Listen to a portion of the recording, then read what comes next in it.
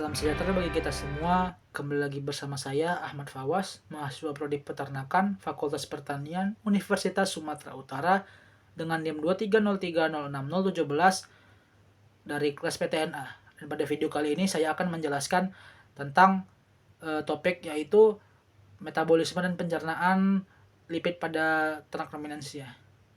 Ternak ruminansia adalah kelompok hewan ternak yang memiliki keunikan pada organ pencernaannya, di mana mereka memiliki lambung majemuk yang terdiri dari atas rumen, retikulum, omasum, dan abomasum yang memiliki kelebihan untuk mencerna bahan makanan dan juga pakan yang mengandung serat kasar yang tidak dapat dicerna oleh kebanyakan hewan. Lalu pada topik kali ini akan dibagi menjadi 3 tahapan, yaitu lipolisis, biohidrogenasi, dan juga tahap biosintesis asam lemak mikrobia rumen. Jadi untuk yang pertama, lipolisis itu di mana lipid atau lemak yang terdapat pada rumen yang dicerna dalam rumen itu akan dipecah menjadi gliserol dan asam lemak dengan bantuan enzim lipase yang dihasilkan oleh mikrobia rumen seperti seperti bakteri dan juga protozoa rumen. Contohnya itu seperti bakteri Butyrifibrio, bakteri Anaefibrio lipolitica dan juga Entodinium caudatum, yaitu protozoa rumen, di mana enzim lipase yang dihasilkan ini akan memecah ikatan ester pada trigliserida sehingga menguraikannya menjadi gliserol, 3 asam lemak, dan 3H2O. Lalu gliserol ini akan diubah menjadi VFA dengan zat-zat makanan lain lewat proses fermentasi pada rumen yang akan diserap oleh rumen.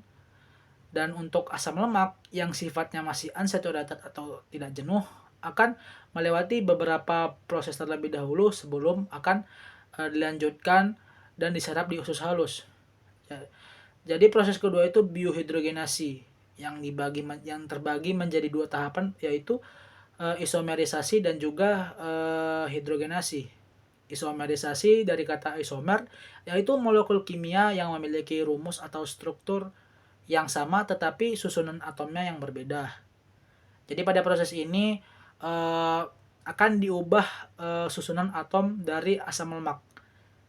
Contohnya itu seperti asam lemak yang orientasinya cis akan diubah menjadi orientasi trans, di mana akan terjadi perpindahan atau perpindahan susunan dari atom pada asam lemak. Lalu pada tahap selanjutnya yaitu hidrogenasi, di mana terjadi penurunan ikatan rangka pada asam lemak dengan menambahkan atom hidrogen pada atom karbon. Jadi untuk isomerisasi akan dibantu oleh enzim isomerase dan juga hidrogenasi akan dibantu oleh enzim hidrogenase yang masing-masing disintetis oleh mikrobia rumen. Salah satu mikrobia rumen yang sering ditemukan pada tahap ini yaitu Butyrifibrio fibrisolvens. Lalu proses selanjutnya yaitu biosintesis asam lemak oleh mikrobia rumen. Jadi zat-zat dari rumen ini juga dapat menjadi prekursor untuk sintesis asam lemak. Contohnya itu seperti asam asetat dan juga propionat yang dapat diaktifasi menjadi asetil-CoA yang akan menjadi prekursor asam lemak melewati serangkaian reaksi kimia seperti reaksi kondensasi, reduktase, dan juga elongasi atau perpanjangan rantai yang akan menghasilkan produk akhirnya itu seperti asam lemak jenuh dan tak jenuh. Contoh asam lemak jenuhnya seperti asam palmitat, asam laurat, dan juga asam stearat.